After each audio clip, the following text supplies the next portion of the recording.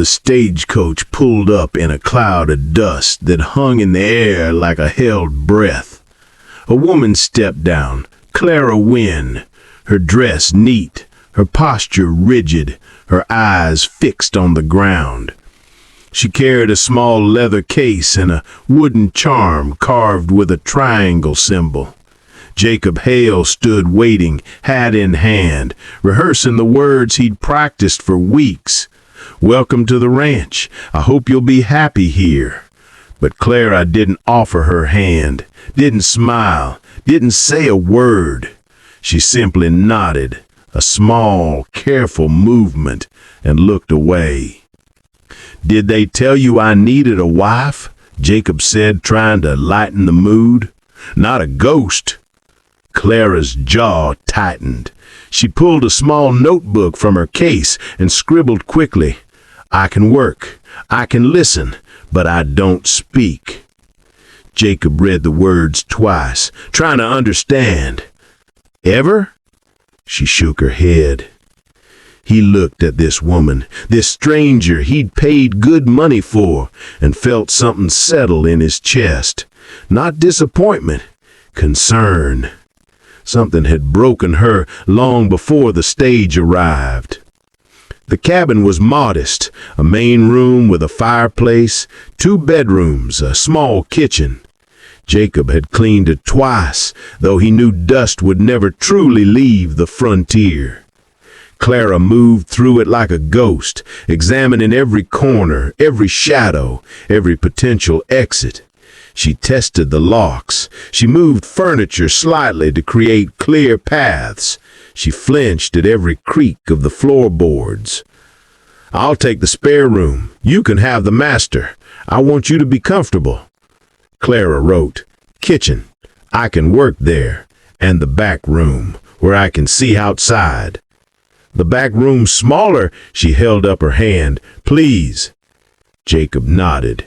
He carried her case to the back room, which faced the tree line and had a window overlooking the ranch entrance. She studied it like a soldier studying terrain. That night, Jacob made supper. Simple food, nothing fancy. Clara ate quietly, her hands trembling slightly as she raised the fork. She didn't look at him, didn't acknowledge the effort he'd made.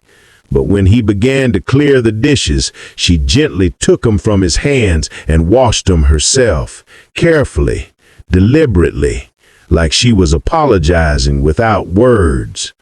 Jacob understood. He learned enough in that first day. Clara didn't speak, but she wasn't silent. Her hands told stories. Her eyes told stories. Her silence, it seemed, was a choice, or perhaps a necessity. Word spread through town like wildfire. At the general store, while Clara waited outside with the horses, the women gathered around Jacob with questions that sounded like accusations. "Mail order bride won't speak?" Mrs. Henderson asked, her tone already condemning. "That's unnatural." "She's hiding something," said another. "Mark my words, women don't stay quiet unless they've got secrets." "Maybe she's cursed," whispered a third. "Maybe that's why she won't talk. Don't want to spread the curse with her words." Jacob felt his face flush with anger. "She's grieving. She's adjusting. And frankly, it's none of your concern." But even as he defended Clara, doubt crept into my mind. What if they're right? What if she is hiding something? When he returned to the wagon, Clara was watching him with those careful eyes. She'd seen the whispers. She always saw them. The notebook appeared. "They hate me." "They don't know you," Jacob said. "They hate silence. It makes them afraid." Jacob looked at this woman, this stranger. He realized she understood something he was only beginning to learn. Fear and cruelty were often cousins.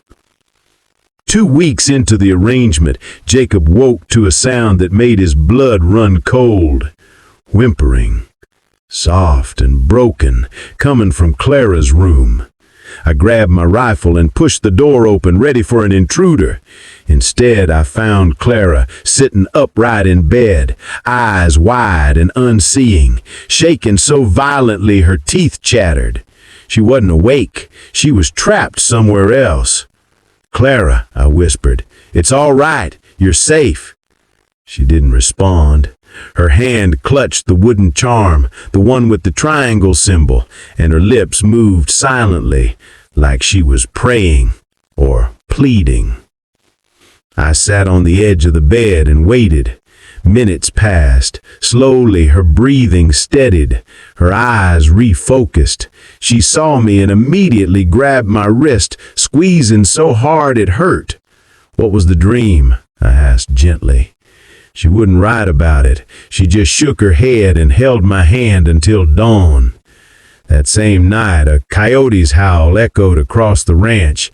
Clara jumped like she'd been shot, her whole body going rigid with terror. She pulled me closer, her fingers digging into my arm. I realized then, Clara wasn't afraid of nightmares. She was afraid of everything. Sounds, shadows, the dark, the world itself. Something had taught her to be terrified. The next morning, Jacob noticed it immediately.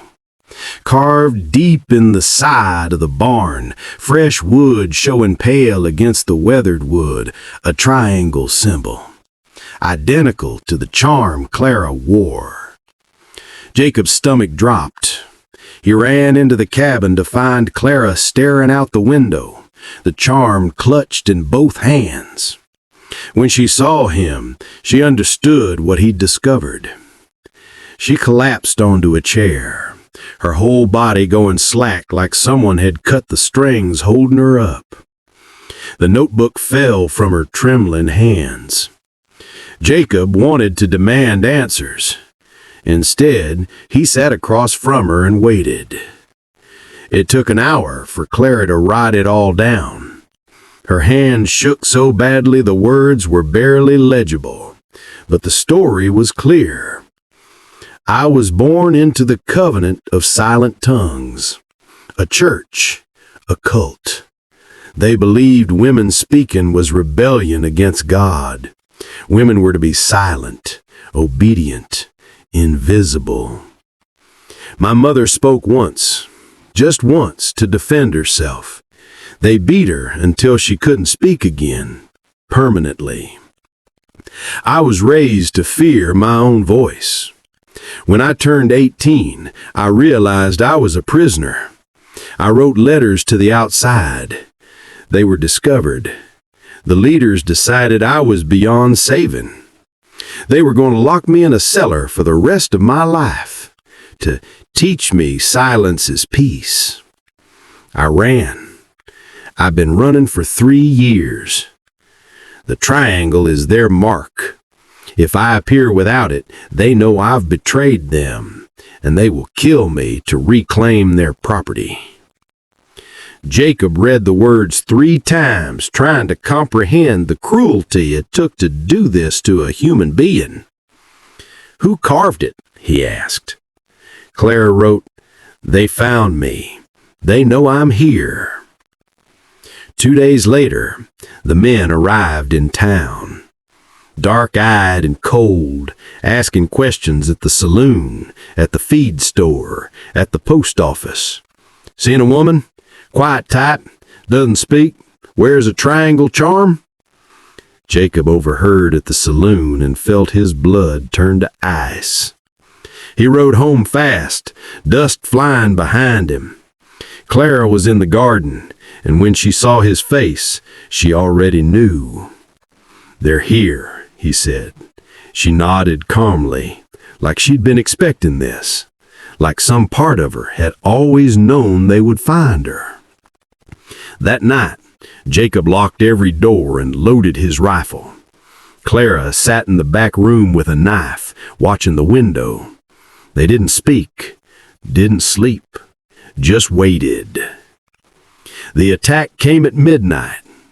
A window shattered in the front room, a rope through the door latch, Voices, rough, determined. "Come out, sister. Time to come home." Jacob fired once into the darkness, a warning shot. The voice that came back was ice. "We'll burn the cabin if we have to." They meant it. Jacob grabbed Clara's hand. "Run," he whispered, "out the back, toward the tree line." She shook her head fiercely. She wrote in the dirt on the floor, "No, stay, fight." The front door splintered under a battering ram. Two men burst in, weapons drawn. One of them, a scarred man with cruel eyes, grabbed Clara roughly by the arm. "Quiet little thing, aren't you? That's going to make this easier." Something in Jacob broke. He moved like a man possessed, rifle swinging like a club. The first hunter went down hard. The second one lunged for Clara with a knife. Clara didn't scream, didn't beg. She grabbed a lantern from the table and smashed it against the man's head. Oil spilled. Flames burst up. The hunter stumbled backward, engulfed in fire, shrieking. He ran out into the night, burning. But the scarred man was rising, blood pouring from his temple, rage in his eyes. He had Clara pinned against the wall, his arm at her throat. "You think silence can save you? You think running saves you? You belong to us." Jacob raised his rifle with hands that didn't shake. "She belongs to herself," he said quietly. The shot echoed through the cabin. The scarred man fell. They didn't have time to bury the bodies or explain. Jacob threw essentials into bags. Food, water, weapons, cash. Clara grabbed only one thing, the wooden charm. She held it for a moment, then threw it into the fire. It burned quickly. "If we don't leave now, they'll send more," Jacob said. "The cult doesn't forgive debts." Clara nodded. She wrote quickly, "I'm sorry. I brought this to you. You brought yourself to me, and I'm not letting them take you." They rode through the night, leaving the ranch behind. Jacob knew he could never return. Clara had changed everything the moment she stepped off that stagecoach. But as they rode under the stars, her hand never left his. 3 days of hard riding brought them to a small settlement in the foothills, far enough away that no one knew them, far enough that the cult's reach didn't extend.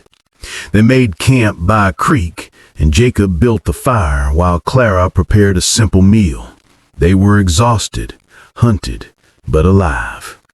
As the sun set, painting the sky in shades of orange and purple, Clara sat beside Jacob and took his hand. He felt her squeeze gently, the way she always did when she wanted to communicate without words. But this time, she opened her mouth. Her voice came out thin and unused, like it had to be coaxed from somewhere deep inside, fragile, trembling. "Thank you for saving me."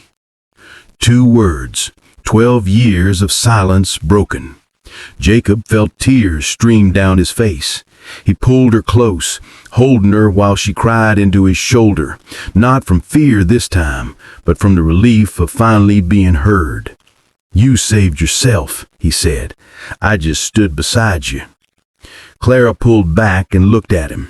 Her eyes were different now, still careful, still watchful, but not broken. "Will you stay?" she whispered, "even if I'm still mostly silent?" "Always," Jacob said, "for as long as you want me to." She kissed him then, softly, carefully, like someone relearning a language they'd been forced to forget. They built a life together in that small settlement in the foothills. Jacob found work as a carpenter. Clara opened a small laundry service, work that didn't require words, but required skill and care.